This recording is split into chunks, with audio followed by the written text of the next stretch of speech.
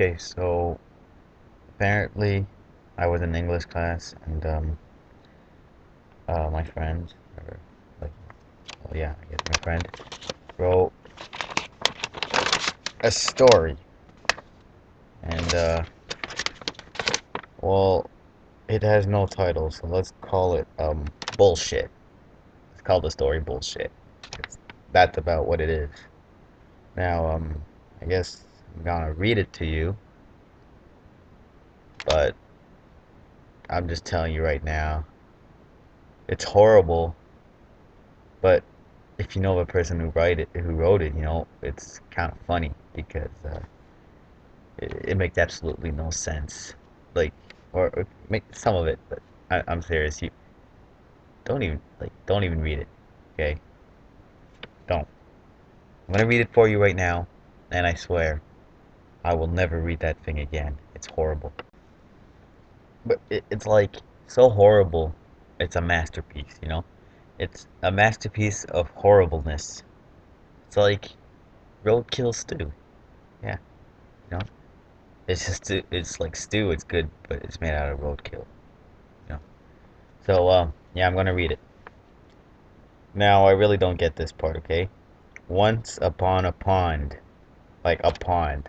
That's what he told me. Like a pond. There was orange water, and then a black cat came out and scared a kid that was feeding the purple ducks. Then the kid ran into a gas truck on the highway. Wow. Just a couple 200 words to go. The cat followed the kid in the truck. Then the door was closed behind them and they were scared. And when they looked outside the window, there was Harry Potter with a magic stick. Actually, it doesn't say with a magic stick, it just says with magic stick.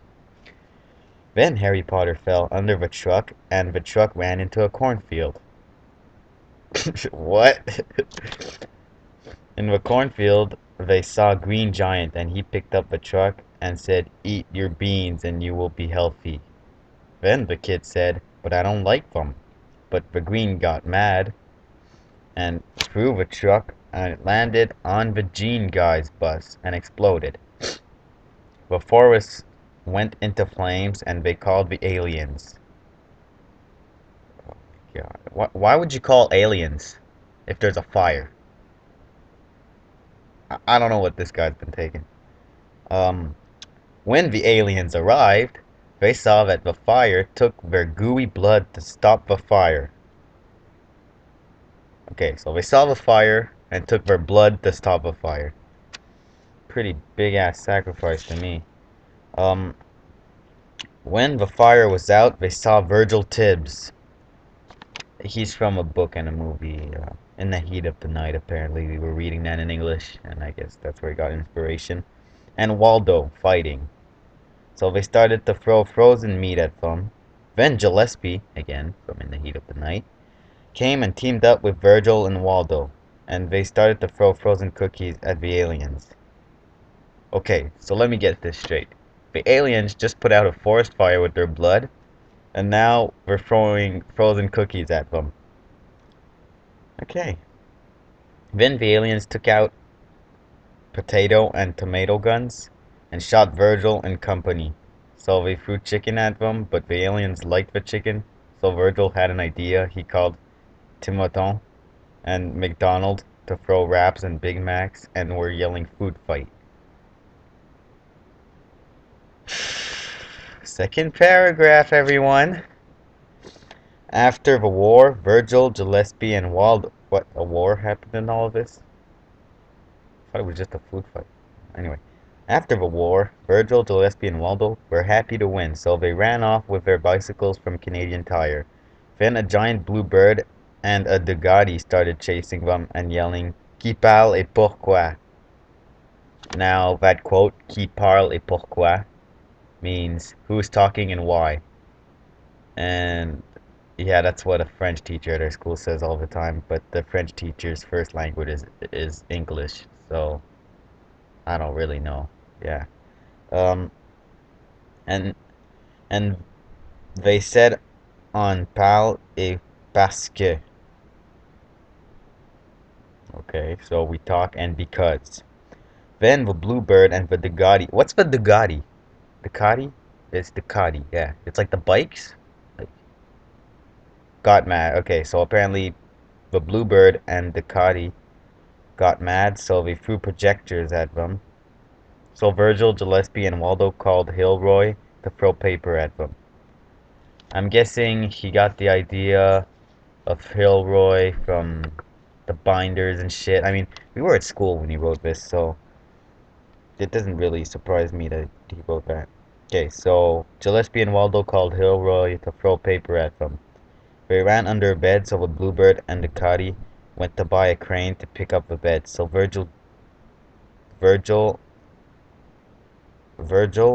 Giles Pye, I'm guessing he was trying to write Gillespie, and Waldo called Indiana Jones, Teletubbies, and 200 clowns. Indiana Jones them, whipped them, the Teletubbies picked up flowers to throw at them, and the clowns laughed at them. Gillespie, okay, then Gillespie locked up Bluebird and Cuddy, and Gillespie gave them pie and forced them to eat it. When he left, they found out that there was armor in the pie to escape, so they escaped.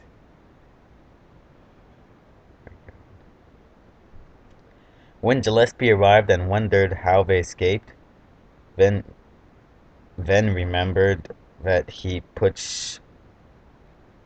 shoes in the pie. I guess he needs to remember he's saying shoes or showels. I don't know. Later, the Bluebird was eating a Big Mac when a shadow arrived from the sky, so he looked up and didn't know what it was. 30 minutes later, he continued looking at it and wondered. Yeah, okay.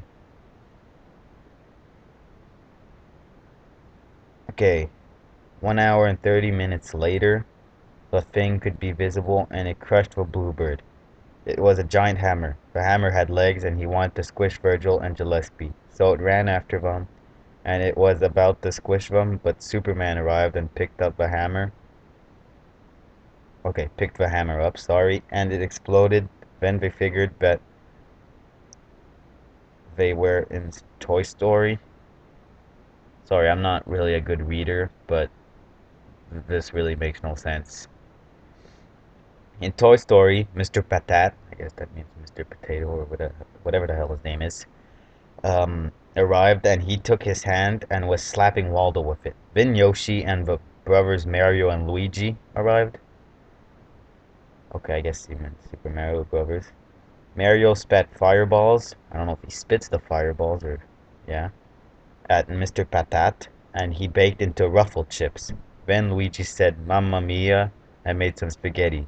And they ate dinner, and they were all happy. Yeah, so that's about it. So here's my conclusion.